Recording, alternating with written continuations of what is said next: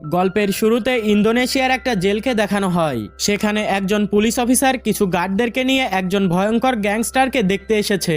সেই police officer এসে সেই কয়েদির সেলের ভেতরে কিছু বাচ্চার ছবি ছুঁড়ে মারে আর বলে, এসব বাচ্চাদের ছবি খুব ভালো করে দেখে নাও। এসব নিষ্পাপ বাচ্চাদের জীবন তুমি একেবারে শেষ করে দিয়েছো, আর তোমাকে ধরার জন্য আমাকে অনেক স্যাক্রিফাইস করতে হয়েছে।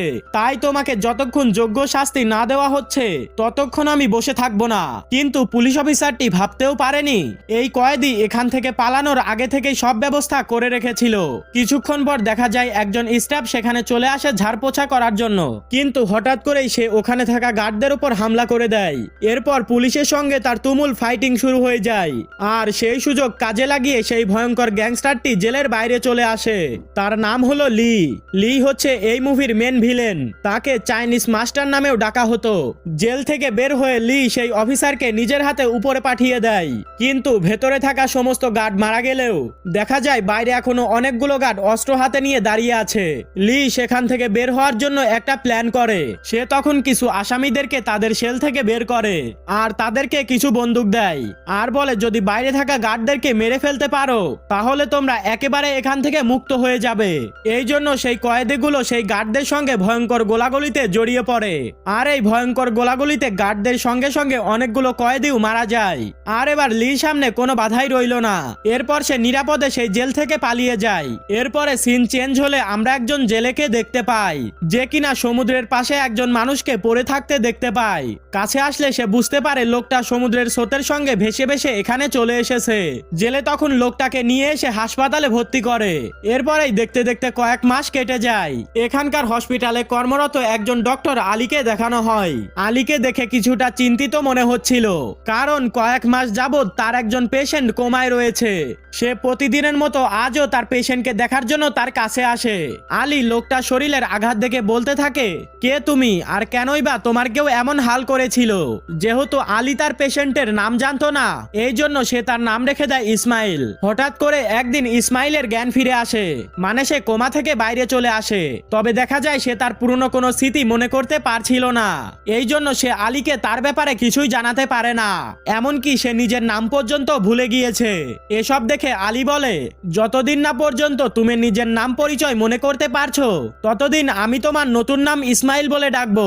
এর পরের দৃশ্যে দেখা যায় ইসমাইল তার শরীরের ক্ষতগুলো দেখে তার পুরনো স্মৃতি মনে করার চেষ্টা করছে। তবে সে অনেক চেষ্টা করার পরেও কিছুই মনে করতে পারছিল না।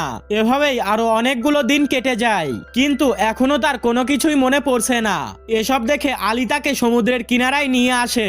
সেখানে গেলেও ইসমাইলের পুরনো কোনো কথাই মনে পড়ে না। এরপর আলী সেখানে ইসমাইলকে সেই জেলের সঙ্গে পরিচয় করিয়ে দেয়, যে কিনা সেদিন তাকে বাঁচিয়ে হসপিটালে নিয়ে এসেছিল।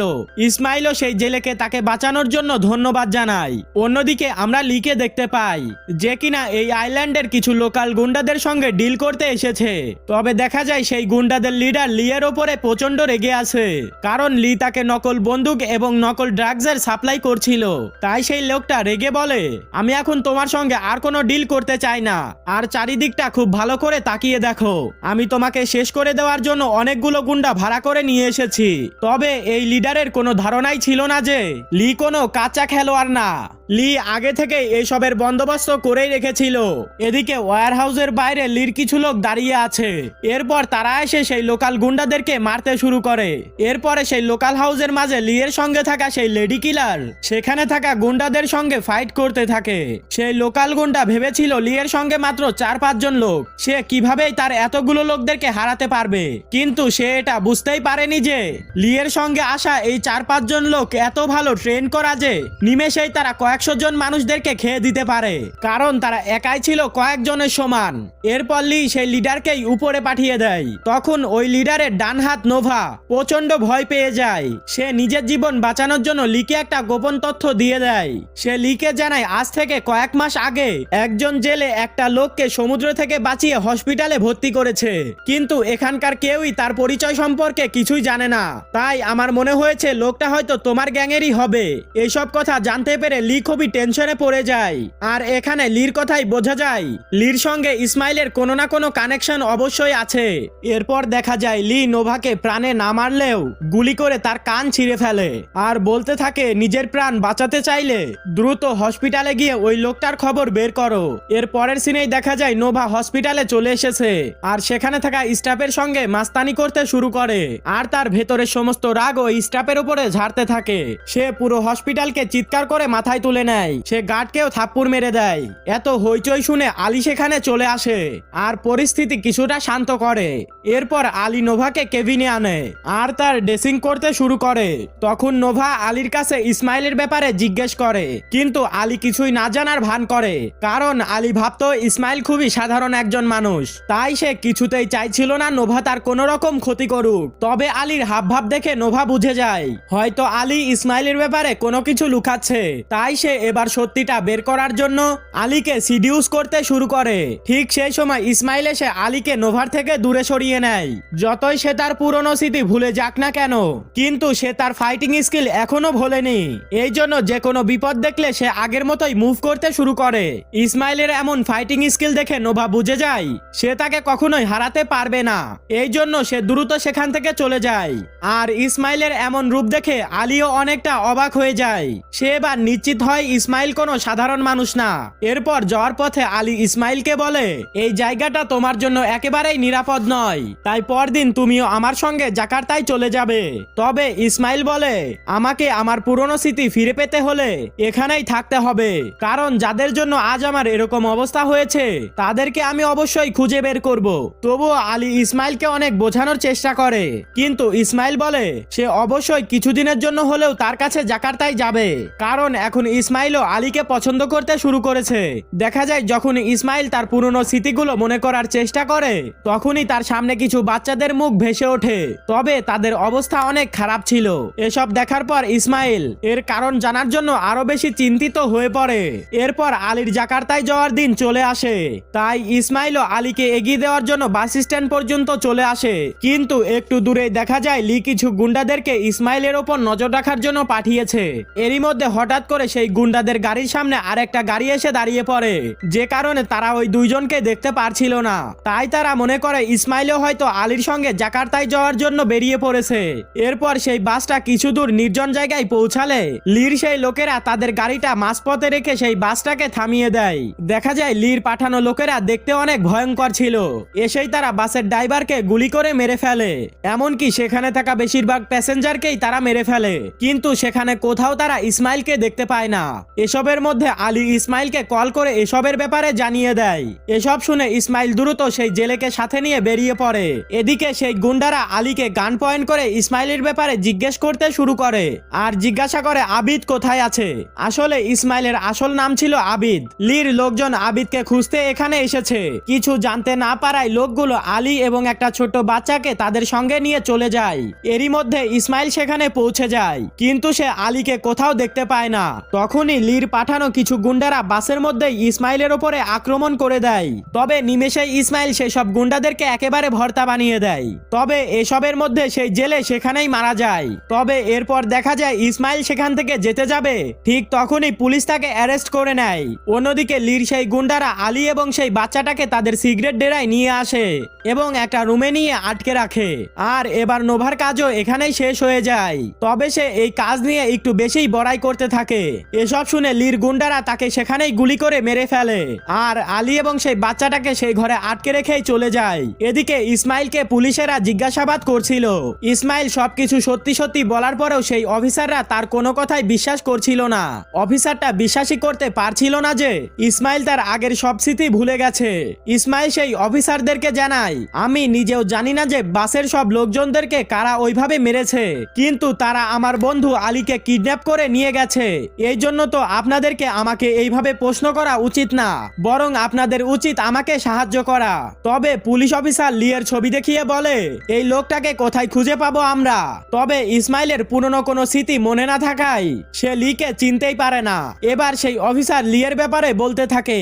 সে বলে, আমি জীবনে অনেক ক্রিমিনালকে দেখেছি, তবে লিয়ের মতন এত ভয়ানক এবং হিংস্র ক্রিমিনাল আমি কোনোদিনও দেখিনি। এমন কোনো খারাপ কাজ বাকি নেই যে সে করেনি।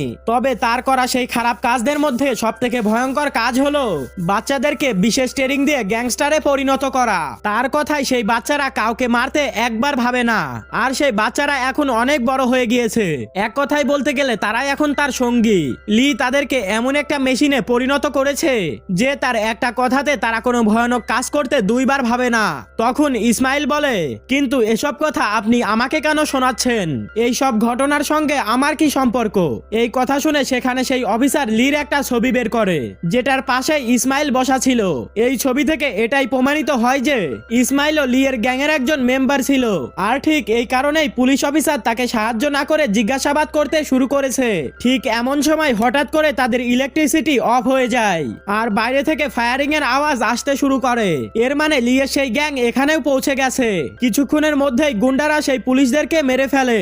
এরপর ইসমাইলকে ধরতে লিয়ের সব থেকে ভয়ঙ্কর দুই গুন্ডা রাগা আর বিল্লা সেখানে আসে, আর এই দুজন গুন্ডাই বাসের সবাইকে মেরে ফেলেছিল। এরপর ইসমাইল এবং সেই গুন্ডাদের মধ্যে মারামারি শুরু হয়ে যায়। ইসমাইল তো বুঝতেই পারছিল না আসলে এরা কারা এবং তারা কেনই বা তার পেছনে পড়ে আছে। তবে তাদের সঙ্গে ফাইট করার সময় ইসমাইলের কিছু পুরনো স্মৃতি মনে পড়তে থাকে। সে দেখতে পায় এরা দুজন একসময় তার খুব ভালো বন্ধু ছিল, তবে এদের কাছে লিয়ের অর্ডার থেকে বড় আর কিছুই ছিল না, আর তারা লির কথাতেই তাকে মারার জন্য এখানে এসেছে। দেখা যায় তাদের দুজনের সঙ্গে ইসমাইলের ভয়ানক লড়াই চলতে থাকে, আর এই লড়াইয়ের এক পর্যায়ে ইসমাইল সেই গুন্ডাদেরকে মারতে সক্ষম হয়। এসবের পরে ইসমাইল সেখান থেকে যখনই বের হতে যাবে, ঠিক এমন সময় সে লিয়ের একজন গুন্ডার পকেটে ফোন বাজতে শোনে। কল রিসিভ করে ইসমাইল লিয়ের আওয়াজ পায়। এটা শুনে ইসমাইল বলে, আমাকে আর খুঁজে বেড়াতে হবে না, আমি নিজেই আসছি তোমার কাছে। ইসমাইলের আওয়াজ শুনে লি বুঝতে পারে সে রাগা এবং বিল্লাকে মেরে ফেলেছে। এদিকে ইসমাইল দ্রুত সেই সিগারেট ডেরার সন্ধানে বেরিয়ে পড়ে। ইসমাইল জঙ্গলের পথ ধরে সামনে এগিয়ে গেলে সে একটা কুয়ো দেখতে পায়, আর সেটা দেখে ইসমাইলের ছোটবেলার কিছু ভয়ানক দৃশ্য মনে পড়ে। আসলে অনেক বছর আগে লি ইসমাইলের সঙ্গে সঙ্গে অনেকগুলো ছোট্ট বাচ্চাদেরকে কিডন্যাপ করে এখানে এনে রেখেছিল, আর তাদেরকে অনেকদিন ধরে জলখাবার দিত না, আর একটু খাবারের জন্য তারা একে অপরের সঙ্গে লড়াই করত। আর সেই লড়াইয়ে যেই বাচ্চাটা সবার শেষে বেঁচে যেত তাকেই লি সেখান থেকে নিয়ে যেত, আর তার সঙ্গে নির্মমভাবে ট্রেনিং শুরু করে দিত, আর ওই বাচ্চাদেরকে ছোটবেলা থেকে জীবনের ভয় ছুটিয়ে দিত। আর এই কারণেই সেই বাচ্চারা অনেক মারাত্মক এবং ভয়ানক হয়ে ওঠে। আর ঠিক এমন সময় ইসমাইল সেখানে তার একজন পুরনো বন্ধুকে দেখতে পায়। তার সাথে ইসমাইলের অনেক ভালো সম্পর্ক ছিল, এই জন্য ইসমাইল তার সঙ্গে ফাইট করতে চাইছিল না। এই জন্য সে বলে, আমার শত্রুতা শুধুমাত্র লিয়ের সঙ্গে, এই জন্য তুমি এর মধ্যে এসো না। কিন্তু সে লিয়ের কথা অনুযায়ী ইসমাইলের ওপরে আক্রমণ করে দেয়, আর এবার ইসমাইলের সঙ্গে তার ভয়ঙ্কর লড়াই শুরু হয়ে যায়। সেও ইসমাইলের মতন একজন দক্ষ ফাইটার ছিল, এই জন্য এই ফাইটে ইসমাইল অনেকটাই আঘাত পায়, কিন্তু শেষমেশ ইসমাইল এই লড়াইতে জিতে যায়। তার বন্ধুর মৃত্যুতে ইসমাইল অনেকটাই কষ্ট পায়। সে তার বন্ধুর লাশ রেখে লিয়ের সেই ডেরার উদ্দেশ্যে বেরিয়ে পড়ে। এরই মধ্যে ইসমাইলের সামনে লিয়ের সেই লেডি কিলার শেফা চলে আসে, আর তাদের মধ্যে মারাত্মক লেভেলের একটা ফাইট শুরু হয়ে যায়। তবে অনেক সময় লড়াইয়ের পর ইসমাইল ঠিকই শেফাকে হারিয়ে দেয়, তবে সে শেফাকে মারতে চাইছিল না।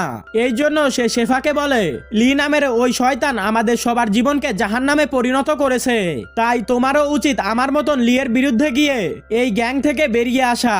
আর এখানেই বোঝা যায় শেফা এবং ইসমাইল একে অপরকে ভালোবাসতো, তবে একদিন সে লিয়ের বিরুদ্ধে চলে যায়, আর এই জন্য শেফা লিয়ের কথা ইসমাইলের উপরে গুলি চালিয়েছিল, আর সেদিন শেফা ইসমাইলকে হেডশট দিয়েছিল।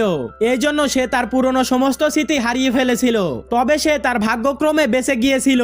যদিও শেফা এখনো ইসমাইলকে ভালোবাসে, তবুও বাকি সব মেম্বারদের মতন আজও লি তার বাবার মতোই ছিল, তাই লির অর্ডার ফলো করতে সে যে কোনো কিছু করতেই রাজি ছিল। ইসমাইল তাকে বারবার বারণ করলে সেবা কিছুতেই মানছিল না। আর এই মুহূর্তটা এমন একটা পর্যায়ে চলে আসে যে সেবার হাতে গান এবং ইসমাইলের হাতে ছুরি চলে আসে, তবে সেবা ইচ্ছা করে এদিক ওদিক গুলি চালাতে শুরু করে। এতে ইসমাইল অবাক হয়ে ছুরিটা তার দিকে ছুঁড়ে মারে, ছুরিটা গিয়ে একেবারে সেবার পেটে লেগে যায়। আর এটা থেকে বোঝা যায় সেবা এবার ইসমাইলকে মারতে চাইছিল না, কারণ সেবা হয়তো ইসমাইলকে গুলি করা সেই ঋণটা এতদিন বয়ে বেড়াচ্ছিল, আর এই কারণে সে ইসমাইলের হাতে মরার জন্য সে ইচ্ছা করেই গুলি চালায়নি। আর এদিকে লি জেনে যায় তার স্পেশাল ট্রেনিং দেওয়া সব মেম্বারকে ইসমাইল মেরে ফেলেছে, আর এখন শুধু তার ভাড়া করা গুন্ডারাই রয়ে গেছে। আর এদিকে সেই ভাড়াটে গুন্ডাদের মধ্যে একজন আলীকে সিডিউস করার চেষ্টা করছিল। ঠিক তখনই সেই ছোট্ট বাচ্চাটা এসে সেই লোকটার মাথায় আঘাত করে। তখন আলী সেই লোকটার হাত থেকে গান নিয়ে সেই লোকটাকে সেখানেই শেষ করে ফেলে। এরপর আলী সেই রুম থেকে বের হয়ে আরো 3-4 জন লোককে শুট করে মেরে মেরে ফেলে। তবে এর মধ্যে বাইরে থেকে আরো দুজন এসে অনবরত তাদের উপর গুলি চালাতে শুরু করে। তবে এদিকে আলীর বন্দুকের গুলি শেষ হয়ে গিয়েছে, এই জন্য আলী সেখানে খুব বাজেভাবে ফেসে যায়। তবে এরই মধ্যে ইসমাইলও সেখানে চলে আসে আর একে একে সেই গুন্ডাদেরকে সেখানেই শেষ করে ফেলে। আর এতে করে আলী সেই বিপদ থেকে বেঁচে যায়। তবে এত কিছুর পর আলীর মনে ইসমাইলের জন্য ঘৃণা জমাতে শুরু করেছে। সে ছুরি দেখিয়ে ইসমাইলকে তাদের থেকে দূরে থাকতে বলে, কারণ আলী ইসমাইলকে তার পুরো জীবনের ঘটনা খুলে বলেছে। এই জন্য সে ইসমাইলকে দেখে ভয় পেতে শুরু করেছে।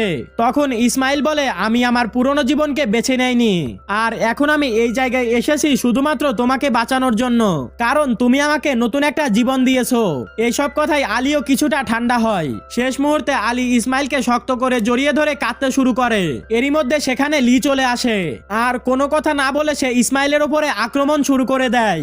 এতক্ষণ ফাইট করার কারণে ইসমাইল প্রথমে লিয়ের সঙ্গে পেরে উঠছিল না, তবুও ইসমাইল কোনোভাবেই হার মানার পাত্র ছিল না। তারা সেই লড়াইয়ের মধ্যে নিজেদের সঙ্গে কথা বলেই যাচ্ছিল। লি ইসমাইলকে বলতে থাকে, তুমি আমার ভরসা ভেঙে দিয়েছো, তোমাকে বড় করে আমি আমার জীবনের সব থেকে বড় ভুলটাই করেছি। তখন ইসমাইল বলে, তুমি তো আসলে একজন পাগল ছাড়া আর কিছুই না, যে কিনা শত শত বাচ্চাদের জীবন একেবারে শেষ করে দিয়েছে। তুমি কখনোই একজন বাবা হতে পারো না, কারণ কোনো বাবাই তার বাচ্চাদেরকে খুনি বানাতে চায় না। কিন্তু তুমি তোমার পাগলামির জন্য অনেক বাচ্চাদেরকে একেবারে জঙ্গলি জানোয়ারের মতো নৃশংস বানিয়ে তুলেছো। এইসব বলতে বলতে ইসমাইল লিয়ের উপরে আরো ভয়ানকভাবে আঘাত করে। এসব দেখে এবার লি সেখান থেকে পালানোর চেষ্টা করে, কিন্তু ইসমাইল তো তাকে কোনোভাবেই ছাড়বে না। সে বাইরে গিয়ে আবারও তার সঙ্গে ফাইট করতে শুরু করে দেয়। একসময় ইসমাইল লিকে ধরে একটা গাছের উপরে ফেলে দেয়, আর সেই গাছের ডাল একেবারে লিয়ের শরীরের এপার ওপার হয়ে বেরিয়ে যায়। তবে এত কিছুর পরে লি নিজের সঙ্গে ইসমাইলকেও মারতে চাচ্ছিল, তাই সে ওই ধারালো ডালের দিকে ইসমাইলকে টানতে শুরু করে, যাতে সেটা ইসমাইলের শরীরও এপার থেকে ওপার হয়ে যায়। তবে সেই সময় আলী এসে ইসমাইলকে টেনে সরানোর চেষ্টা করে, আর এতে করে একটুর জন্য ইসমাইল মরতে মরতে বেঁচে যায়। তবে প্রচন্ড আঘাত পাওয়ার ফলে ইসমাইল সেখানেই অজ্ঞান হয়ে যায়। এরপর কিছুদিন পরের দৃশ্য দেখানো হয়। আলী এখন পুরোপুরি সুস্থ হয়ে গেছে, আর সে এখন জাকার্তার একটা হসপিটালে আছে, আর সেখানে অন্য কেবিনে ইসমাইলও ভর্তি আছে। তবে সেদিন থেকে এখনো ইসমাইলের জ্ঞান ফেরেনি, তবে তার চিকিৎসা চলছে। তবে দেখা যায় ইসমাইলের জ্ঞান ফিরে আসে, আর চোখ খুলে সে আলীর সঙ্গে ইশারায় কথা বলার চেষ্টা করে। আর এই হ্যাপি এন্ডিং এর মাধ্যমে মুভিটা এখানেই শেষ হয়ে যায়। তো বন্ধুরা, কেমন লাগলো আজকের ভিডিও অবশ্যই কমেন্টে জানাবা। ভিডিওটা ভালো লাগলে লাইক সাবস্ক্রাইব করতে ভুলো না। ভিডিওটা সম্পূর্ণ দেখার জন্য সবাইকে ধন্যবাদ। আবারও ফিরবো নতুন কোনো ভিডিও নিয়ে।